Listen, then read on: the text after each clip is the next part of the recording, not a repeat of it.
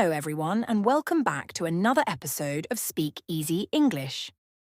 Today we're going to dive into some advanced English. Specifically, we'll be focusing on C1 and C2 level verbs. If you start incorporating these verbs into your daily conversations, you'll definitely impress people, especially if you say them in a natural, casual way. That's right. Now, some of you might be wondering, what exactly are C1 and C2 levels? And which one should I be aiming for? Well, don't worry. We've designed a quick and easy level test to help you figure that out. Exactly. The test only takes between 1 to 10 minutes depending on your current level. The higher your level, the more questions you'll get.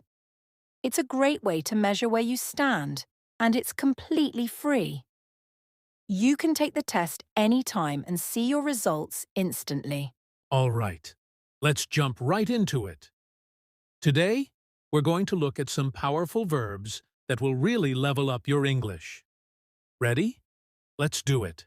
Number 1, to advocate. To advocate. To advocate. To advocate means to publicly support, defend, or promote a specific cause, policy, or idea, often with the goal of influencing others or creating change. Here's two, for example. The activist consistently uses her social media presence to raise awareness about climate change and advocate for stronger environmental protections. The politician delivered a powerful speech in which he passionately advocated for new economic policies designed to reduce income inequality and improve opportunities for all citizens. Exactly. Number 2 is To amplify. To amplify. to amplify means to increase the strength, volume, or impact of something, making it more powerful or widespread. For example, the powerful speakers amplified the music, filling the entire stadium with sound and creating an electrifying atmosphere. Another example. By sharing the charity's message on social media, influencers helped amplify its reach and encouraged more people to donate. Instead of example, the author's speech at the conference amplified the importance of mental health awareness, sparking important conversations worldwide. Great example, Tommy. Number 3, articulate. Articulate. To articulate means to express or explain something clearly and effectively, or to pronounce words with clarity. Articulate. Here's tree example. 1. The professor articulated the complex theory in a simple and understandable way, making it accessible to all students. 2.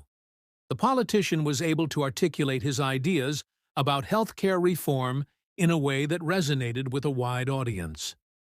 3. During her speech, the leader articulated her goals for the community's future, inspiring everyone in the room to take action. Wow, Tommy, good examples. Number 4, to comprehend. To comprehend. To comprehend means to understand or grasp the meaning, significance, or nature of something. For example, 1. After studying the material for hours, the student was finally able to comprehend the challenging math concept. 2. The teacher explained the difficult concept several times to ensure that all the students could comprehend it fully. 3. It took me a while to comprehend the depth of the novel's themes, but after careful analysis, I began to appreciate its complexity. Now moving on to number 5, to convey. To convey means to communicate or express an idea, message, or feeling to others. Exactly. Here are some examples. The teacher used a story to convey the importance of kindness, helping students understand its value in their lives. The filmmaker's cinematography was able to convey the emotional depth of the story without needing any dialogue. In his letter, the author sought to convey his deep appreciation for the support he received from his community. Nice. All right, what's next? Number 6, to corroborate. To corroborate means to provide additional evidence or support for a statement, theory, or claim, helping to confirm its accuracy or truthfulness. So it's like when you back something up with proof?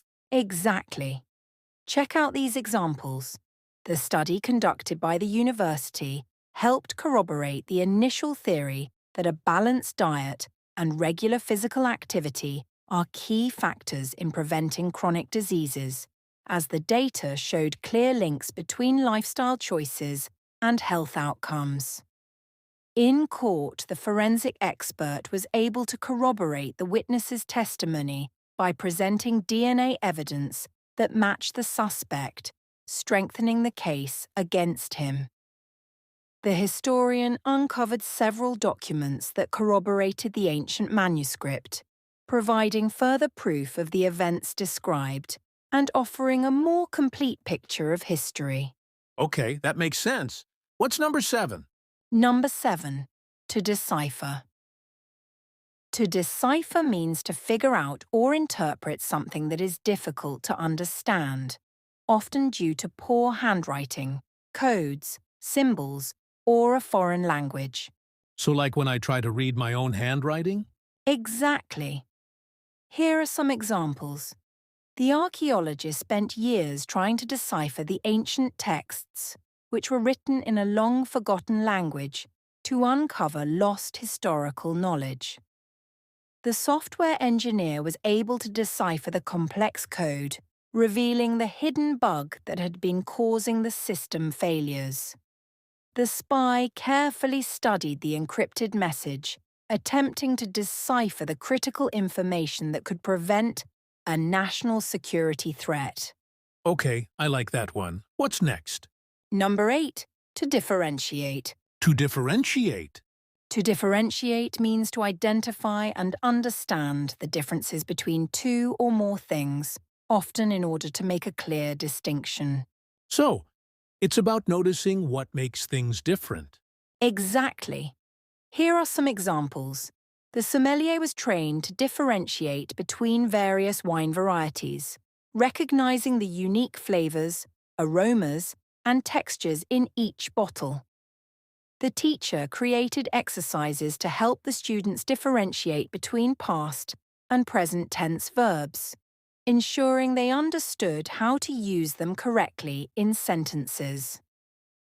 In the art class, the students learned how to differentiate between various painting styles, such as realism and abstract, by examining their key features and techniques. Got it. What's number 9? Number 9. To dissect. To dissect. To dissect means to carefully analyze or examine something in detail, often by breaking it down into smaller parts to better understand it. Like in science class when we dissected frogs? Yes, but it can also mean breaking down information, like this. The doctor dissected the biological sample under a microscope, looking for signs of disease and abnormalities in the tissue.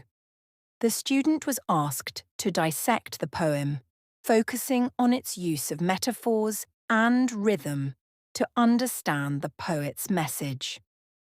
The historian decided to dissect the ancient document, studying each part to gain a deeper understanding of the cultural and historical context. Okay, next. Number 10. To efface. To efface. To efface means to erase or remove something intentionally, making it disappear or no longer visible. Oh, so like when you erase something from a chalkboard? Exactly. Here are some examples. The artist used a brush to efface the mistake on the canvas, carefully smoothing over the paint until it was no longer visible.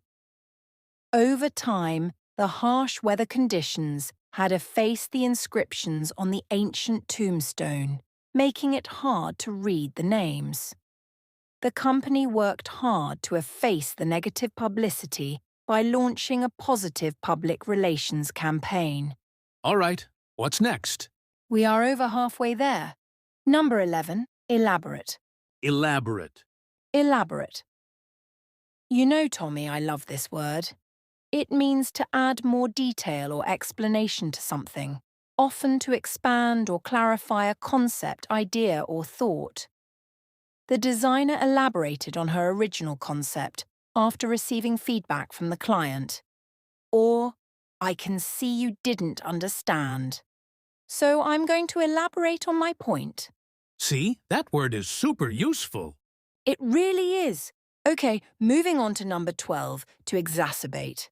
To exacerbate. To exacerbate. To exacerbate means to make a situation or problem worse or more severe. Oh, like when you poke a bear that's already angry? Exactly. Here are some examples. The heavy rainfall exacerbated the flooding, causing even more damage to homes and infrastructure. The lack of communication between the departments only served to exacerbate the project delays. The rise in fuel prices has exacerbated the financial struggles of many families across the country. Yikes, I wouldn't want to exacerbate any of those situations. Definitely not. Now, number 13, extrapolate. Extrapolate. To extrapolate means to predict, estimate, or make a guess about something by using existing information or trends. Oh, so it's like making an educated guess based on what you already know? Exactly. Here are some examples. The meteorologist extrapolated the weather patterns from the past few weeks to predict the likelihood of a storm later in the month. Based on current data, the team was able to extrapolate the project's completion date and prepare for any potential delays.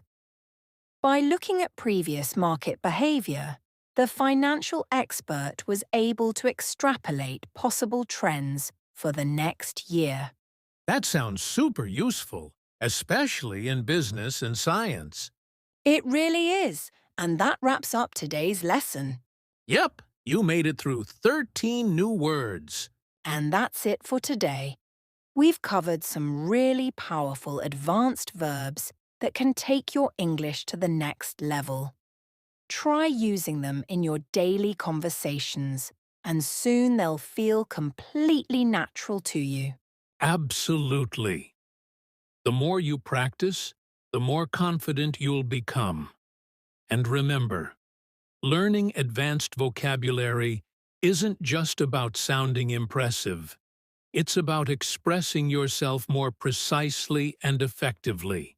If you enjoyed this lesson, don't forget to like, subscribe, and hit the notification bell so you never miss a new episode. And if you want to test your level, check out our free test. It's a great way to track your progress. Thanks for joining us today. Keep practicing, keep learning, and we'll see you in the next lesson. Take care and see you next time.